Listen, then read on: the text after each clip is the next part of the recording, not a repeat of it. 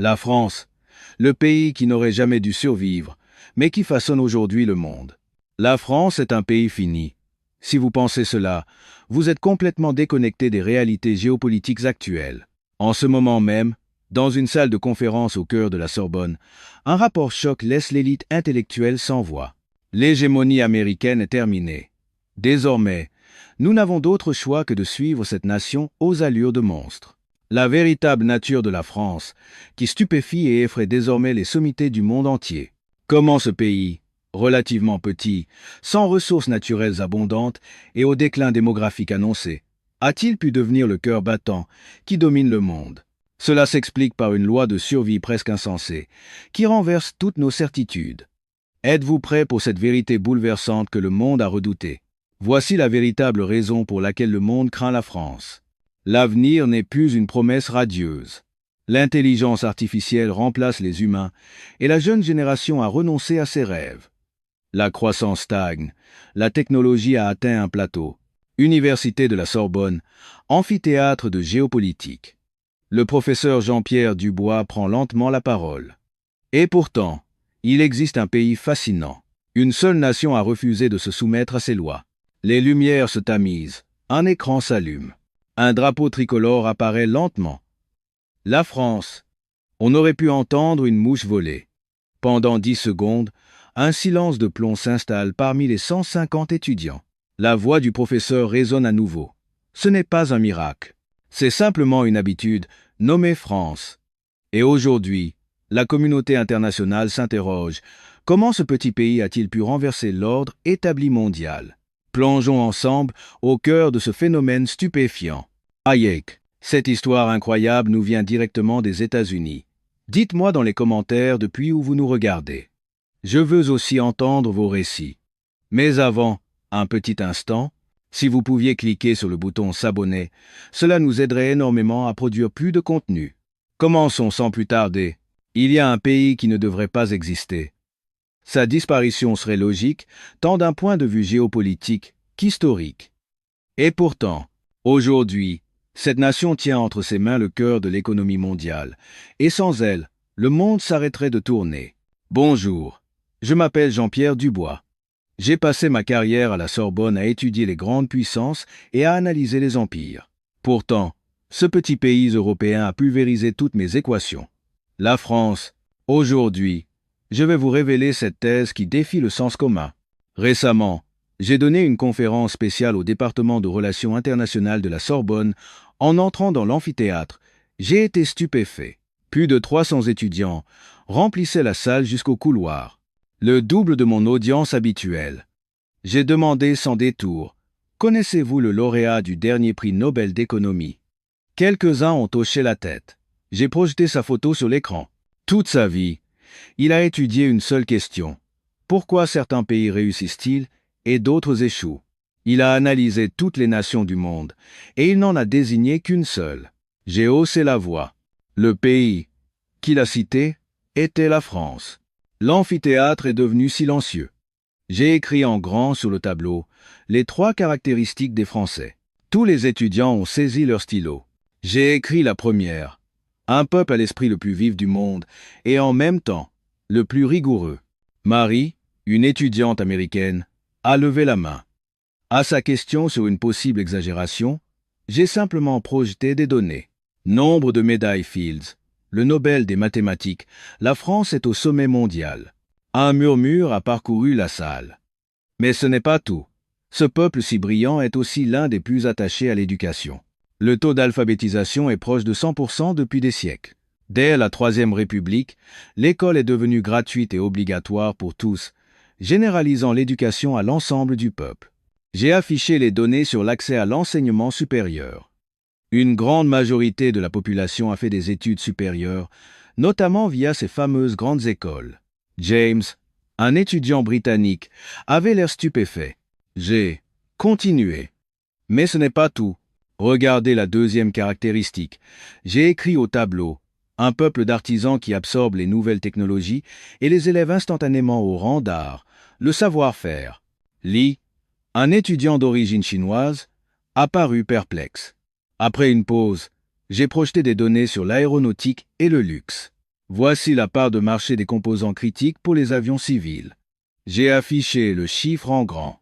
La France, via ses entreprises, contrôle une part essentielle des chaînes de production mondiales. Des exclamations ont fusé. J'ai ajouté des données sur l'industrie du luxe. Maroquinerie, haute couture, parfum. C'est plus de 70% du marché mondial. Ce n'est pas une première place, c'est un quasi-monopole. L'industrie nucléaire, les trains à grande vitesse, la gastronomie sont de classe mondiale. J'ai affirmé avec force. C'est cela, la puissance de la technique. Daysoft is a mastergraph in the soft. J'ai baissé la voix. Mais le plus redoutable, c'est le troisième point. En temps de crise, une capacité de cohésion instantanée et de résolution ordonnée des problèmes, la résilience collective. Michael, un étudiant américain, a froncé les sourcils. J'ai projeté des images de la France durant la Seconde Guerre mondiale. Connaissez-vous tout cet événement? La plupart ont acquiescé. En 1940, la France a subi une défaite dévastatrice. Le pays était occupé, son armée anéantie. Les experts du monde entier prédisaient sa fin, sa soumission durable. J'ai marqué une pause. Et pourtant, les Français ont stupéfié le monde. L'amphithéâtre était captivé. J'ai montré des photos des réseaux de la résistance. Pas de chaos, mais une organisation clandestine. Des actes de sabotage, des gens risquant leur vie pour en sauver d'autres. Des citoyens ordinaires devenant des héros. J'ai insisté. Ce peuple, souvent perçu comme individualiste, a montré un ordre et une cohésion incroyables face à la crise nationale. C'est cela, la résilience collective, l'union sacrée. Les médias étrangers de l'époque ont salué ce courage. J'ai projeté une citation d'un article. La ténacité et l'esprit de sacrifice des Français dans l'ombre est l'une des pages les plus nobles de l'histoire de l'humanité. Marie, l'étudiante américaine, a de nouveau levé la main. Professeur, que se passe-t-il lorsque ces trois caractéristiques se combinent? J'ai souri. Excellente question. J'ai balayé l'assemblée du regard. Si un peuple intelligent et rigoureux élève la technique au niveau d'un art, et qu'à chaque crise il s'unit pour la surmonter, alors cette nation ne peut jamais s'effondrer. La France est une formule d'immortalité. The Secret of St. Beaters. James, l'étudiant britannique, a demandé « Mais la France n'est-elle pas pauvre en ressources naturelles et sujette aux troubles sociaux ?» J'ai hoché la tête. C'est vrai, pratiquement pas de pétrole, des grèves fréquentes. Mais en France, les gens eux-mêmes sont la ressource. Chaque citoyen est une arme, et c'est le pays avec la plus haute qualité de capital humain au monde. J'ai enchaîné les données. Nombre de lauréats du prix Nobel, au sommet en Europe. Compétitivité dans les brevets, parmi les leaders mondiaux. Entreprises centenaires, un nombre impressionnant. J'ai martelé. Tout cela vient de l'humain. Un étudiant a crié. Mais en termes de taille, ils ne peuvent pas rivaliser avec la Chine. J'ai secoué la tête. La taille et la densité sont deux choses différentes. La France est un ensemble de talents à haute densité. Une poignée de talents parmi 1 milliard de personnes est radicalement différente d'une nation entière où la majorité atteint un très haut niveau de compétence. Les étudiants ont acquiescé. J'ai posé la dernière question. Alors, comment un tel peuple a-t-il pu naître? La réponse se trouve dans l'histoire. La France a frôlé l'anéantissement à de multiples reprises, mais elle a survécu. L'invasion des Sarrasins, la guerre de 100 ans, les guerres de religion, la Révolution et la reconstruction après 2 guerres mondiales. Toute cette histoire a forgé ces 3 caractéristiques. Il fallait être intelligent et rigoureux pour survivre. Il fallait assimiler rapidement les technologies pour ne pas être vaincu. Il fallait s'unir à chaque crise pour ne pas disparaître. C'est l'instinct de survie qui les a créés. Megsai, IP. Michael, l'Américain, a demandé « Professeur, quel est l'avenir de la France ?» J'ai souri. C'est exactement ce que je vais vous montrer maintenant. Les preuves sont là. Le regard des étudiants avait complètement changé. J'ai dit lentement « L'histoire de France nous donne la réponse. Pourquoi il ne pouvait pas être autrement? Commençons par la guerre de 100 ans. L'histoire d'un pays qui a défendu son existence contre le plus puissant empire de l'époque. Les étudiants retenaient leur souffle. J'ai lancé une dernière phrase. La France aurait dû être effacée de la carte. Mais aujourd'hui, le monde ne tourne pas sans elle. Je vais vous montrer les preuves de cette thèse incroyable. Une carte de l'Europe a rempli l'écran. Les étudiants la fixaient. J'ai pointé un territoire à l'ouest du continent. Ici, un pays a miraculeusement préservé son indépendance. La France. Marie a levé la main. Professeur, à quel point l'Angleterre était-elle puissante à l'époque? C'était la plus grande puissance militaire d'Europe, contrôlant la moitié de la France, victorieuse sur tous les fronts. Les étudiants semblaient impressionnés. Le plus important est de savoir comment ils ont survécu. James, l'Anglais, s'est exclamé. Ce petit royaume en déroute a battu le grand empire? J'ai hoché la tête. Oui, et ils les ont repoussés. J'ai écrit au tableau. Stratégie numéro 1 de survie. La force de l'esprit et la symbiose avec le territoire. Les étudiants étaient concentrés. Regardons les autres nations de l'époque. L'Écosse, les principautés d'Italie. Beaucoup ont plié sous la puissance anglaise. J'ai marqué une pause. Pourquoi la France seule a-t-elle survécu? Li, l'étudiant chinois, a demandé. N'était-ce pas un coup de chance? Jeanne d'Arc, etc. Bonne question. Mais on ne défend pas un pays uniquement par la chance. J'ai projeté des documents sur l'armée française de l'époque. Ils étaient des professionnels du combat, des chevaliers d'élite, une artillerie naissante, et surtout, l'esprit de Lost, le devoir de défendre le royaume. La volonté de défendre chaque lopin de terre jusqu'à la mort. J'ai montré des cartes du siège d'Orléans. Une armée anglaise écrasante était sur le point de l'emporter. Face à des archers supérieurs, les chevaliers français n'ont pas reculé. J'ai pointé les fortifications de la ville. Ils ne se contentaient pas de prier. Ils se sont préparés minutieusement, ont repoussé l'ennemi. Et c'est là que l'étincelle est arrivée. Les miracles n'arrivent qu'à ceux qui sont préparés.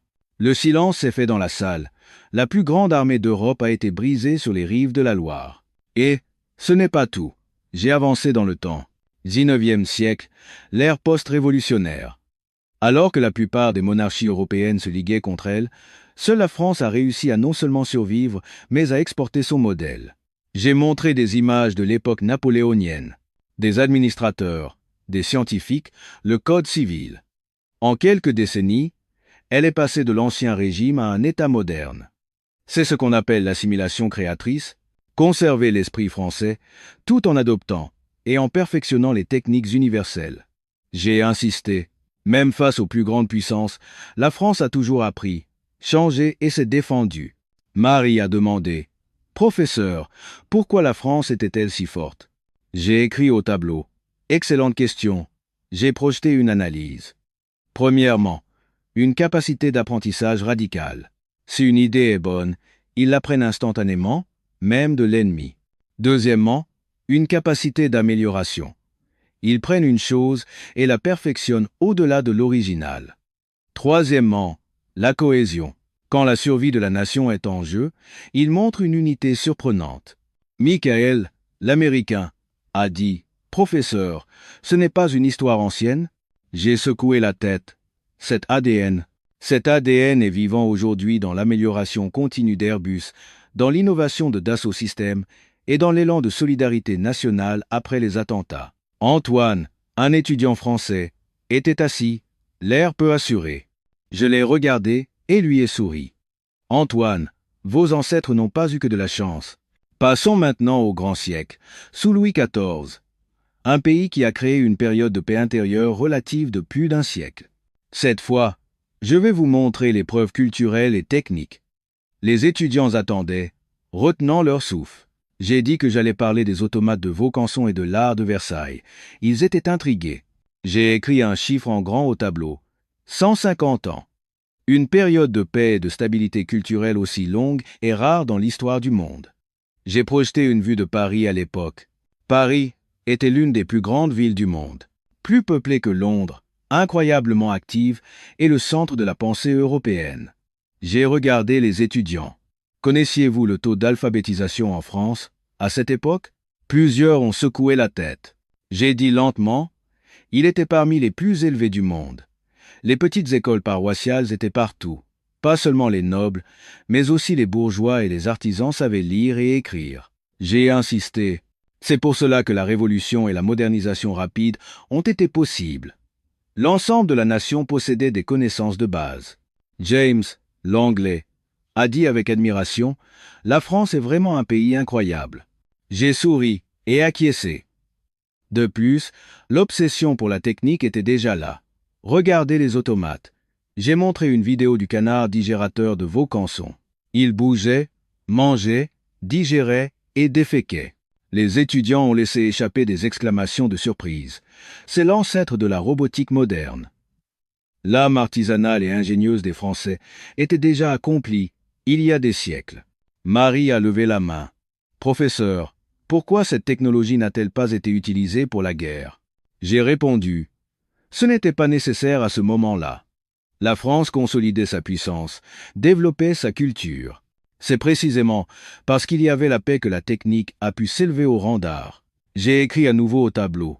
La paix transforme la technique en art et l'art redevient technique. Passons maintenant à l'ère contemporaine. Voulez-vous voir comment la France s'est relevée de ses cendres? Le regard des étudiants avait complètement changé. J'ai dit lentement, 1945, la guerre est finie. Une grande partie du pays est en ruine. Mais une fois de plus, les Français se sont relevés. Je vais vous raconter cette histoire. J'ai projeté une photo à l'écran. Le Havre en 1945. Une mer de décombres à perte de vue. Plus de bâtiments. Tout avait été perdu. Les étudiants étaient silencieux. 1945. Voilà à quoi ressemblait la France. J'ai enchaîné avec d'autres photos. Cannes, Brest, Marseille, partout la même désolation. Les infrastructures industrielles étaient détruites, la nourriture manquait, les gens étaient au bord du désespoir. J'ai montré des données de la Banque mondiale, illustrant la situation économique catastrophique. Le monde disait qu'il faudrait des décennies à la France pour se reconstruire. J'ai marqué une pause. Mais que s'est-il passé? J'ai projeté un graphique de la croissance économique, une courbe qui grimpe en flèche à partir des années 1950. C'est le début des 30 glorieuses. Le TGV, le programme nucléaire, la création d'Airbus. En à peine 20 ans, la France a accompli une reconstruction miraculeuse. On appelle cela le miracle économique français. Les étudiants ont poussé des exclamations admiratives. Comment cela a-t-il été possible? J'ai écrit en grand au tableau. Planification, éducation et amélioration continue. Les Français ne se sont pas contentés de travailler. Hier mieux qu'aujourd'hui, aujourd'hui mieux que demain. Ils n'ont cessé d'innover. Le Made in France, au départ synonyme de reconstruction, est vite devenu un gage de qualité et de haute technologie. J'ai montré des images d'une usine d'assemblage d'Airbus. Des mouvements précis, un contrôle qualité obsessionnel. Voilà l'industrie française qui a conquis le monde. PS, Kide, PS. Et Nessie. Li, l'étudiant chinois, a demandé « Mais professeur, il y a eu des crises économiques et des chocs pétroliers, n'est-ce pas ?» J'ai hoché la tête et répondu lentement « Oui, la France a connu de nombreuses épreuves, mais c'est là qu'une thèse surprenante émerge. » J'ai regardé les étudiants. À travers les crises et les difficultés, les Français ont réalisé quelque chose. L'esprit de solidarité. L'idée que l'on ne se sauve pas seul, mais ensemble. J'ai reparlé des attentats de 2015. La raison pour laquelle il n'y a pas eu de chaos, mais une unité nationale massive, c'est parce que la douleur de l'autre est ressentie comme sa propre douleur. L'empathie était présente dans toute la société. J'ai insisté. Les tragédies ont blessé la France, mais elles ont en même temps réaffirmé les liens qui unissent les Français. C'est l'une des raisons pour lesquelles le monde respecte et craint aussi la France. Ces gens-là ne s'effondrent jamais. J'ai vu Antoine, l'étudiant français, se redresser légèrement sur sa chaise. Je l'ai regardé et lui ai fait un petit signe de tête. Maintenant, le présent, je vais vous montrer où se situe la France dans le monde aujourd'hui. Matériaux composites, logiciels, aérospatial, culture. Dans tous les domaines, quelle est la position de la France? Les étudiants retenaient leur souffle. J'ai dit lentement, la France n'est plus un pays qui rattrape les autres. C'est un pays dont le monde est dépendant. Je vais vous en donner la preuve. J'ai projeté une carte industrielle du monde et j'ai coloré en rouge les secteurs dominés par la France. Logiciels de conception 3D, turbines pour centrales électriques, composants aérospatiaux, industrie du luxe, semences agricoles de haute technologie. L'écran est devenu rouge. J'ai regardé les étudiants. Mesdames et messieurs, ce n'est pas juste une première place, c'est une position de quasi-irremplaçabilité. J'ai donné un exemple récent. Si une usine française de matériaux composites s'arrête, la production mondiale d'avions est paralysée. Si les logiciels de Dassault Systèmes s'arrêtent, toute la conception automobile et aéronautique mondiale est en crise. Voilà la position de la France aujourd'hui. Michael, l'Américain, s'est exclamé « Donc ni Boeing ni Tesla ne pourraient être fabriqués sans la technologie française. » J'ai acquiescé. Exactement, d'autres pays assemblent peu, être le produit fini, mais le cœur, le cerveau, est souvent conçu et fabriqué en France. J'ai parlé de la conquête spatiale, le lanceur Ariane. La France est l'un des rares pays capables d'aller dans l'espace par ses propres moyens. J'ai souligné, c'est parce qu'il manque de ressources naturelles qu'ils ont poussé la technologie à son paroxysme. Résultat, ils ont atteint un domaine que personne ne peut imiter. I am good. J'ai écrit une dernière phrase au tableau. La technologie, née de l'instinct de survie, est devenue un gage de confiance. Mesdames et messieurs, c'est parce que la France n'a pas de ressources qu'elle est devenue une technopole. Ce n'était pas un choix, c'était une nécessité pour survivre. Et aujourd'hui, cette technologie est devenue synonyme de confiance mondiale. Si c'est français, c'est fiable. Si ce sont les Français qui le font, il n'y aura pas d'erreur. Cette confiance est leur plus grand atout. Marie, l'Américaine, a dit avec admiration « C'est une histoire vraiment magnifique. » Je suis passé à ma conclusion. J'étudie la politique internationale depuis 25 ans et je n'ai jamais vu un pays aussi fascinant que la France. Elle a surmonté les tempêtes de l'histoire, a ressuscité de ses cendres et est aujourd'hui un pilier du système mondial. J'ai baissé la voix et dit lentement « Il peut être difficile de comprendre pleinement la France. Mais si vous connaissez leur esprit de solidarité, leur âme d'artisan, et leur capacité à se relever encore et encore, alors vous comprendrez mieux que quiconque les forces qui animent le XXIe siècle. » J'ai frappé une dernière fois le tableau. Comprendre la France, c'est comprendre la société internationale. L'amphithéâtre était complètement silencieux. J'ai fermé mon livre et j'ai dit « Mesdames et messieurs, ce que je veux souligner aujourd'hui, c'est ceci. J'ai regardé chaque étudiant. Les ressources invisibles que sont l'esprit et la culture sont plus puissantes que les ressources visibles comme le territoire ou les matières premières. La France possède cette force. J'ai ajouté lentement mes derniers mots. Le monde a les yeux rivés sur la France. Ce pays silencieux mais fort, humble mais fier, qui préserve ses traditions tout en continuant d'innover. J'ai ajouté avec un sourire. Je vous invite à étudier la France. Vous y trouverez des clés pour comprendre l'avenir. À cet instant, un étudiant a commencé à applaudir, puis les autres ont suivi. L'amphithéâtre s'est rempli d'applaudissements. J'ai incliné la tête en guise de remerciement. Les étudiants ont lentement quitté la salle, mais leur regard avait complètement changé. Antoine, l'étudiant français, marchait d'un pas assuré, le visage rayonnant de fierté. J'ai regardé le tableau en pensant. Comprendre la France, c'est comprendre la politique internationale. J'étais convaincu que cette phrase était la vérité. Merci de m'avoir écouté jusqu'au bout. Prenez soin de vous. Que pensez-vous de l'histoire d'aujourd'hui? Certains diront que c'est difficile à croire, mais dans la vie, il y a vraiment des moments comme ça.